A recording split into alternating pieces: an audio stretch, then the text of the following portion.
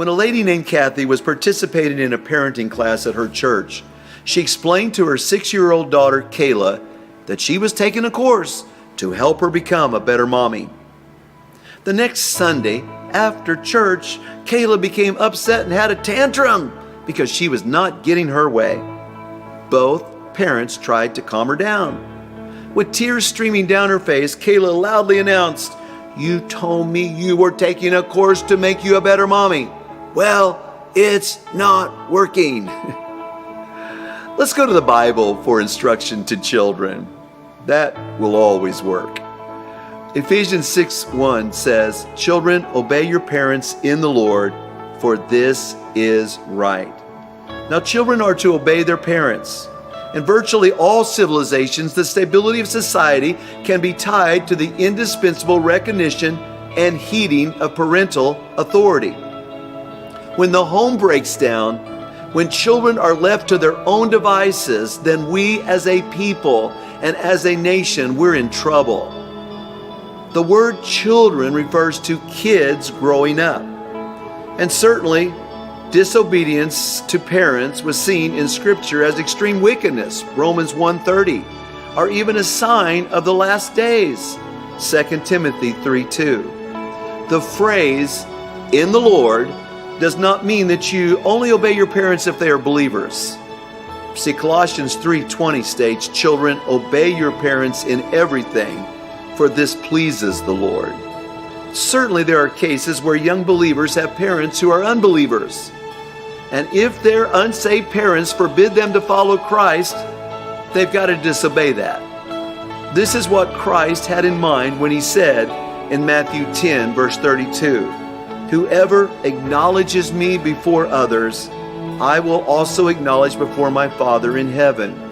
But whoever disowns me before others, I will disown before my Father in heaven. Do not suppose that I've come to bring peace to the earth. I did not come to bring peace, but a sword.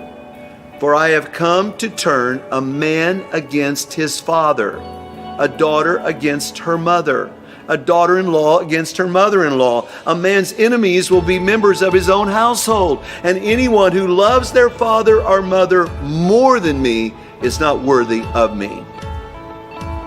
But in all circumstances, I want to say this, except in regard to matters of faith and practice, children are to obey their parents.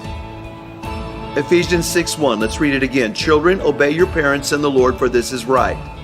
Honor your father and mother, which is the first commandment with a promise, so that it may go well with you and that you may enjoy long life on the earth." Now, Paul quoted the 5th commandment, which he states as the first commandment with a promise. He actually quoted the 2nd commandment with a promise. Now, trust me, Paul knew the 10 commandments. Paul was saying, in essence, that this was the first commandment of primary importance to children, and it just happens to contain a promise. Now let's examine Ephesians 6:1-3 further. Children are to obey their parents for at least 3 reasons. First, children are to obey their parents for this is proper. In other words, for this is right. The New Living Translation states it like this: "Children, obey your parents because you belong to the Lord, for this is the right thing to do." Jesus, the Son of God, was the greatest example of practicing obedience to his earthly parents. Luke 2:51 states, "Then he went down to Nazareth with them and was obedient to them." He did this because it was right. Now, secondly, children are to obey their parents that they might enjoy prosperity. It says that things may go well with you. Children who heed their parents' instruction are promised a prosperous life on earth. Now, this makes sense to me. Kids who obey their parents practice self-discipline. And as a rule, undisciplined people do not enjoy stability in their jobs or in their ability to make and handle money.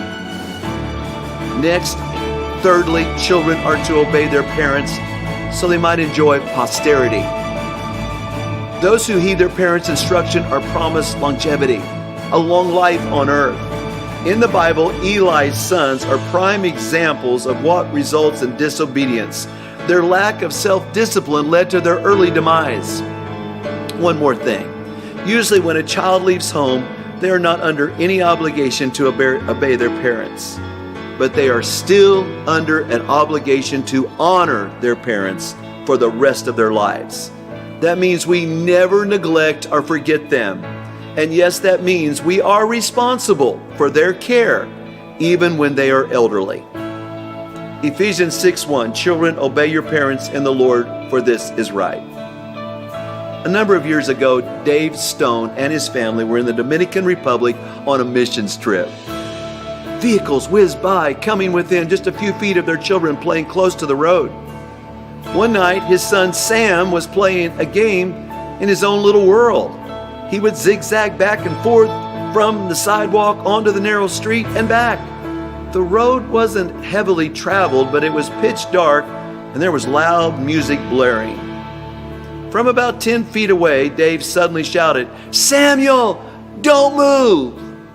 And immediately, Samuel froze. About a second later, a moped zipped past him going 30 miles an hour with no lights on, right where Sam was about to step. He said, "My 6-year-old didn't ignore me or argue or blatantly disobey me. I said freeze, and he froze." That obedience probably saved his life.